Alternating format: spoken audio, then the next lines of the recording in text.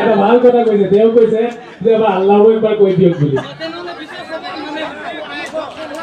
আপোনালোকে জয় শ্ৰীৰাম কৈছে মইনো আল্লাহু আকবৰ ক'বলৈ কি সমস্যা বঢ়িয়া এবাৰ আল্লাহু কৈ দিয়ক কৈ দিলে আল্লাহু একবাৰ কৈ দিয়ক কৈ দিছে আপোনাৰ মুখেৰে শুনিব বিচাৰিছে কিয় কাম কৰোঁ হয় আমি সকলোৱে এবাৰ জয় শ্ৰীৰাম কওঁ সকলোৱে আল্লাহু আকবৰ বঢ়িয়া অতি সুন্দৰ বঢ়িয়া হ'ব প্ৰথমতে আপোনাৰ হা ৰ'ব মই কৈছোঁ চবতকৈ আগত ৰ'ব এক মিনিট ৰ'ব মই কম আপোনালোকে মোৰ লগত ক'ব ঠিক আছে জয় শ্ৰীৰাম জয় শ্ৰীৰাম এটা আপোনাৰ আল্লাহু আকবৰ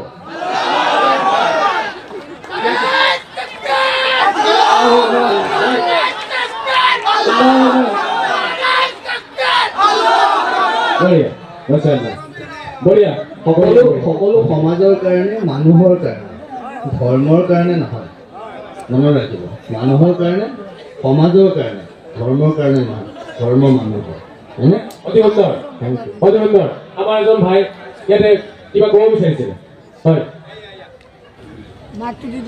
ৰঞ্জন ডাঙৰীয়াক মই এটা প্ৰশ্ন সুধিব বিচাৰিছোঁ গোটেই ভাৰতবৰ্ষত বহুকেইটা ধৰ্ম আছে তাৰে ভিতৰত সকলো ধৰ্মৰে কম বেছি পৰিমাণে বেয়া গুণ আছে কিন্তু আপোনাক কেৱল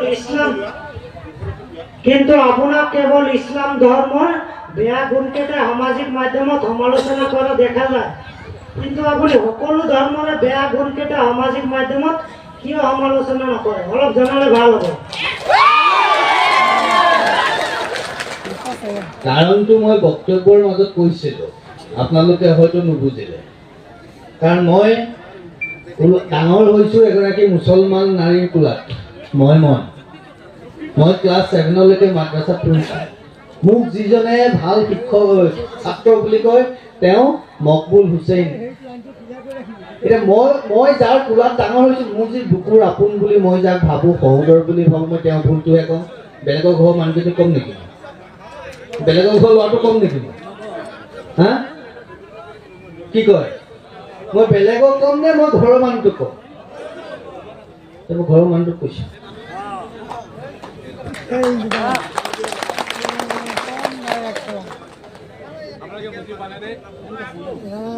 উত্তৰটো বুজি পালেনে আপোনাৰ সন্তুষ্ট হৈছেনে চাওক মই এটা কথা বুজাই দিওঁ আজি বৰা ডাঙৰীয়াই আমাৰ ভুলখিনি দেখুৱাই দিছে বাবেহে আমি অনুভৱ কৰিছোঁ কিন্তু নহ'লে কিন্তু আমি নদীৰ সোঁতত বৈ গৈ আছিলোঁ হয়নে কথাষাৰ যেতিয়ালৈকে আপোনাক সমালোচনা কৰা ব্যক্তি নাথাকিব তেতিয়ালৈকে আপুনি সফল হ'ব নোৱাৰে কেতিয়াও এয়া বহু মহান ব্যক্তিয়ে কৈ গৈছে কথাবোৰ আপোনালোকে মানেনে গতিকে বৰা ডাঙৰীয়াক ক'ব দিয়কচোন তেওঁ কৈ যাব আমি নিজকে শুধৰাই গৈ থাকিম তেওঁ কৈ যাব আমি নিজকে শুধৰাই গৈ থাকিম তেতিয়া আমাৰ সমাজ এদিনাখন এনেকুৱা পৰিষ্কাৰ হৈ যাব যে বৰা ডাঙৰীয়াই আমাক তেতিয়া কোনো ভুল ধৰিবই নোৱাৰিব পাৰিবনে গতিকে আমি নেগেটিভলি ল'ব নালাগে তথাপিও ময়ো সকলোৰে ফালৰ পৰা আজি অনুৰোধ জনাম যাতে মানুহৰ যিটো আৱেগ থাকে আৱেগৰ প্ৰতি আমি লক্ষ্য ৰখাৰ প্ৰয়োজন আমি এনেকৈ যেতিয়া পাতি বহিম আলোচনা তেতিয়া চাগে তেওঁলোকৰ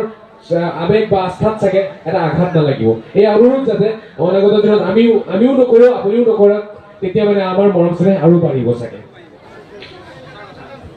ভাল হওক সকলোৰে সকলো সুখী হৈ থাকক ভুল শুদ্ধ আমাৰ মাজতে আছে আমি সমাজৰ কথা কৈছোঁ যেতিয়া কৈছোঁ সনাতন মানে সকলো সনাতন নাই পৰম ঈশ্বৰ এক আপুনি জয় শ্ৰীৰাম বুলি কয় আল্লাহু আকবৰ বুলি কয় যি নকয় মুখত যি আহিছে সেয়াই ঈশ্বৰ ভাৱনাত ভগৱান থাকে মছজিদ নামঘৰত ভগৱানক বিচাৰি নাপায় ভগৱান ভাৱনাত থাকে ভাৱনাত ভগৱান থাকে আপোনাৰ ভাৱনা যদি শুদ্ধ আপুনি যি নাম লৈছে মা মা মা যদি কৰি আছে তাতেই আপুনি ভগৱান পাব আৰু যদি কাৰোবাক গালি পাৰি আছে তাত আপুনি শয়তানক লগ পাব গতিকে মুখে কি শব্দ কৰিছে সেইটো ডাঙৰ কথা নহয় ভিতৰত কি চিন্তা কৰিছে সেইটোহে ডাঙৰ কথা গতিকে মই সেই ভাৱনা লৈ আহিছোঁ ভগৱানক বিচাৰি আহিছোঁ ভগৱানক পাইছোঁ বুলি ভাবিছোঁ সেইকাৰণে ইমান সুন্দৰ পৰিৱেশ হৈছে গতিকে মই ভাবিছোঁ কেইটা বাজিলে 12টা বাজিব হ'ল, সেইখিনি সময়লৈকে আপোনালোকে ইমান ধুনীয়াকৈ আছে, মই সকলোকে ধন্যবাদ জ্ঞাপন কৰিছোঁ। আৰু কিবা ক'ব নেকি, সুধিব নেকি? আৰু বহু প্ৰশ্ন আছে বাৰু, এটা সৰু প্ৰশ্ন। মাজে মাজে আপুনি ধৰক কয় আৰু চোৰ ডকাইত আততায়ী। আজি আপুনি আমাৰ অনুষ্ঠানলৈ আহিলে, এতিয়া আপোনাৰ অনুভৱখিনি কওকচোন। এই ব্যক্তিবোৰ যি সন্মুখত বহি আছে, এওঁলোক চোৰ ডকাইত বা কিবা আততায়ী যেন লাগে নেকি আপোনাৰ? মইতো কোৱাই নাই এওঁলোকক, মইতো কোৱাই নাই এওঁলোকক। মই কাক কৈছোঁ? যিসকলে চুৰ কৰে, মই সদায় কওঁ, চাব, মোৰ ভিডিঅ'বোৰ উলিয়াই ল'ব। যিসকলে চুৰ কৰে, যিসকলে ডকাইত কৰে, যিসকলে নাৰীৰ সতীত্ব হনন কৰে, যিসকলে ভূমি বেদখল কৰে, যিসকলে ঘৰ জ্বলাই দিয়ে, একোটা কৰিছে নেকি? নাই কৰা, নাই কৰা। এইবিলাক আপোনালোক নহয় আকৌ। আপোনালোক নহয়, আপোনালোকক যদি কোৱা নাই। কোনোবাই কৰিছে তেতিয়াহ'লেতো মই কৈছোঁ, তেতিয়াহ'লে মই কৈছোঁ। চোৰক চোৰ বুলি নকয়, কি ক'ব কওকচোন? মহাপুৰুষ বুলি ক'ব নেকি? কি বুলি ক'ম? চোৰক চোৰ ক'ম, ডকাইতক ডকাইত ক'ম, ধৰ্ষণকাৰী ধৰ্ষণকাৰী বুলিয়ে ক'ম, হয়? তেতিয়াহ'লে সেইটোৱে কথা।